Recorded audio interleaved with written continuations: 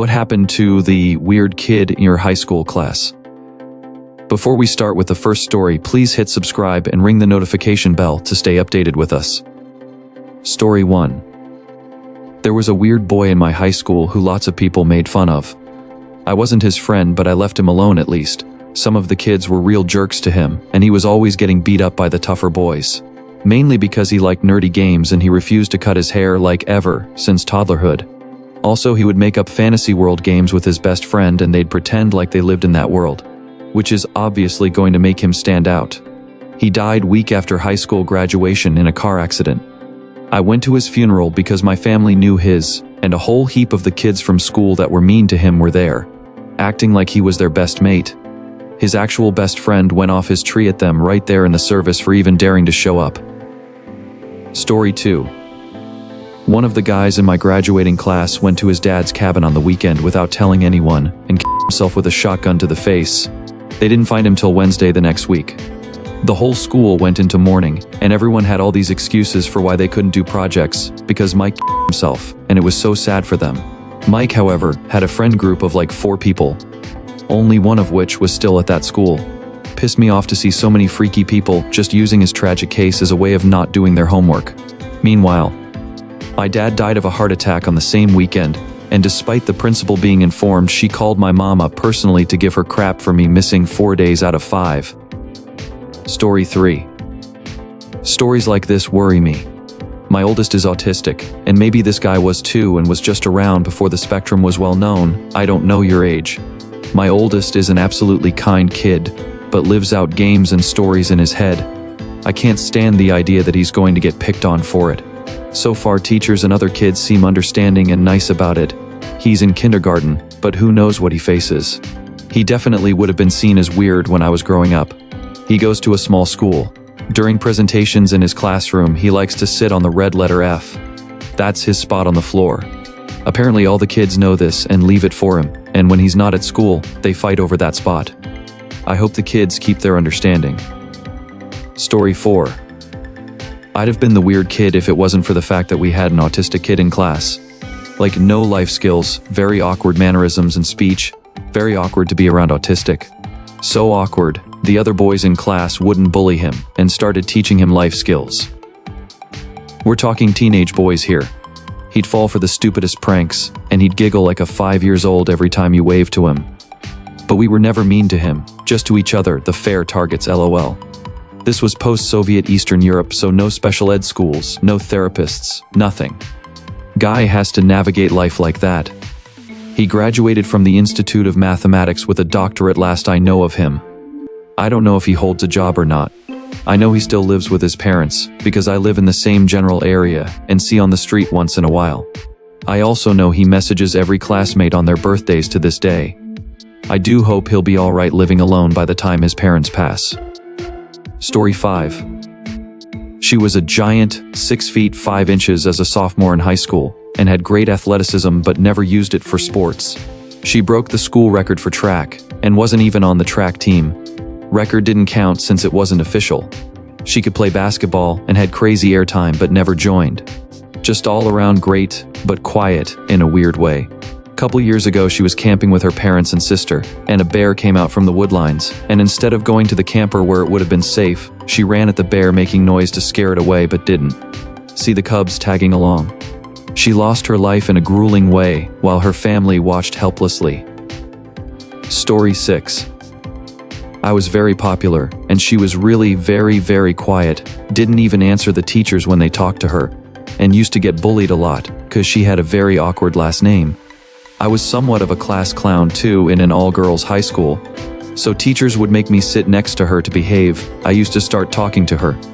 She was really chill and kind actually, and I'd walk with her from class to class, so if a girl bullies her, I tell them off. Everyone would be shocked when I tell them that I talked to her, and she responded. Now she's married to a very wealthy man, living in some kind of mansion with her twin girls, and her literally drop-dead gorgeous husband. I'm so happy for her. She couldn't wait to get rid of her last name and take his. Story 7. He works at the gas station by my parents' house. He was sort of the creepy, weird kid, so no one messed with him at all because he seemed like the kid that had a list. I've only talked to him a few times when I would visit, but he seems pretty normal now. Doesn't seem overly normal for sure, but the normal kind of weird that you encounter all the time. The other weird girl turned out to be really hot.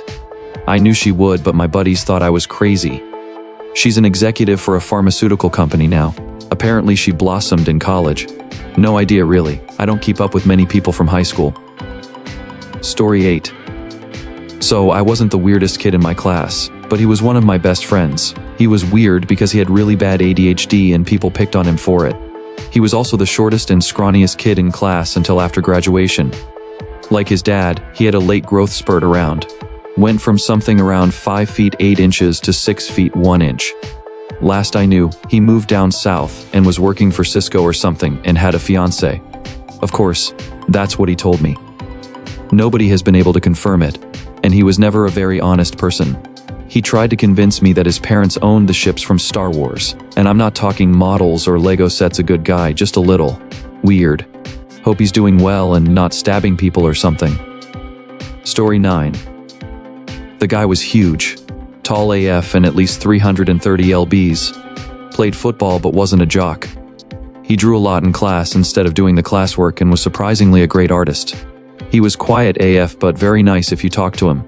After HS, he got a job on one of those armored guard vehicles. He was the guy that walked in and out of banks with the cash in bags. One day in heavy Chicago traffic, this foot, now LBS man just took the biggest bags and walked out of the truck. Never to be seen again. This was 20 years ago, and no one has seen him since. It's estimated he had a few hundred pounds of 100 USD bills in the bag, totaling over 1 million USD. Just walked off, full uniform and sidearm, with very large, heavily packed duffel bags. No one has seen or heard of him since. Story 10. My class's weird kid was a puckish imp with ADHD and poor impulse control. He was affable and friends with everyone, but also annoying, so was teased a fair bit. In high school, he stole a car with his girlfriend, which wasn't hard. It was in a part of America where people don't lock doors and sometimes leave keys in cars, and drove it to the other side of the state a few hundred miles away and got caught there. Turned out to be a teacher's car. Got thrown in military school or something. Didn't see him after that. Years later was curious whatever happened to him and did a regular internet search. Found arrest records in multiple states of basic criminal stuff. Criminal trespass, refusal to obey police officer, etc. Mugshot included. Looked like life hadn't been good to him, or vice versa. Sad to see but not really surprising. Story 11. He was really into Dungeons & Dragons. Was the first person I had heard of it from. I think he recognized me as a fellow outsider and he invited me over to play. I said it sounded pretty cool and agreed. I went over once or twice, but I think it was too complicated for me. Or I don't know, I was just too obsessed with skateboarding to dedicate myself to learning. He was already an advanced player, and I hate being a beginner amongst seasoned, experienced players in any realm. Sports, video games, music. A few years go by, and we don't really interact, except like a friendly hello, which is more than most anyone was willing to extend to him. One day a friend approached me and tells me that Gideon committed I guess he had been in a years-long campaign, developing his character, and when he died in the game, it was devastating to him. That game was the only thing he enjoyed, and the only place he was accepted. Story 12. Knew this kid since probably kindergarten. His mom passed when he was really young, which was sorta my first experience with what death could do to a person. Even though we were kids, probably 3rd grade, I felt an incredible sadness and felt bad for the kid. Living with his dad wasn't great either. Don't know for certain, but heard stories of his dad being an abusive alcoholic. His dad looked like Vernon Dursley, and I always got weird vibes from him. Anyways, sometime in middle school, his father passes away and the kid develops into a full weird kid. Nobody in their right mind was ever mean to him. We lived in a small town and most people knew he went through rough times his whole life. He was the definition of quirky, but was always welcomed in our friend circle when he'd sometimes wander in and talk to us. He was adopted by 2 ladies who continued to raise him until after high school. I moved out of that town, and don't use Facebook, thus I don't really have any solid connections to people I went to HS with anymore. However, I saw him once at a Walmart near the area, and we had a small catch-up. It's hard to say without knowing the full picture, but he's sadly someone who will likely never properly fit into society norms, but there is nothing wrong with that. He's always going to be a guy you'd chat with at the mart, but wouldn't bring home to your family. He's like that to me, and he's like that to practically everyone he's met in his life other than his adoptive parents. I hope he keeps on truckin'. Story 13. He had a speech impediment that made him sound British to the point that some people thought he was. He was really weird, very kind, but very weird. Maybe a bit mentally challenged too. I was kind to him in class and in the halls a few times because it seemed like few people were. He started following me around trying to be best friends, but we had nothing in common, and I didn't put forward any effort. I was never mean, but I always came up with an excuse why I couldn't hang out after school. He finally took the hint and made friends with another weird kid and sort of adopted that guy's personality. Essentially metalhead. They started a band and made merch they tried to sell, give away. The problem is that neither of them really played an instrument to my knowledge. I moved away for junior year and came back for senior year, then moved away and back again in the following years before finally moving away for good. I'd see him every so often toward the end of high school and occasionally around town in the years following, and we typically said hello in passing, but I never thought he had many friends or much going for him. I learned not long after that he threw himself in front of a train. I don't know why, and I feel for his family. I felt a tad guilty, like maybe I could have been his friend if I'd tried. Now I'll never know. Story 14.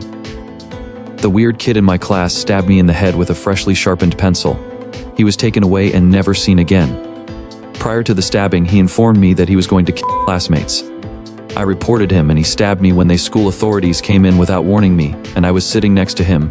The moral of my horrific little story: always report threats of violence, but make sure you're not within the vicinity of the monster when they confront them. This was around 1991. Story 15. We had two, and both ended up tragic. One of them had a breakdown whilst at school, locked a teacher in a store cupboard and jumped out of a window. I saw him getting kicked out of the cinema for trying to record the film with a handheld camera, and he just walked off nonchalantly, saw me and said hello. He had some large sores on his face. The last time I saw him, he was with his mum at a cinema in the park event in our town, taking pictures of the film with a portable camera. The other weird guy ended up being caught sending and receiving explicit pictures of minors online. At school, he was what we called a 12er-afer. You've been to Tenerife. He's been to 12er-afe. Always had to one-up people and butt into their conversations to do so, even if he wasn't being spoken to. Alright folks, that's a wrap. If you like this, please hit the thumbs up and subscribe to the channel.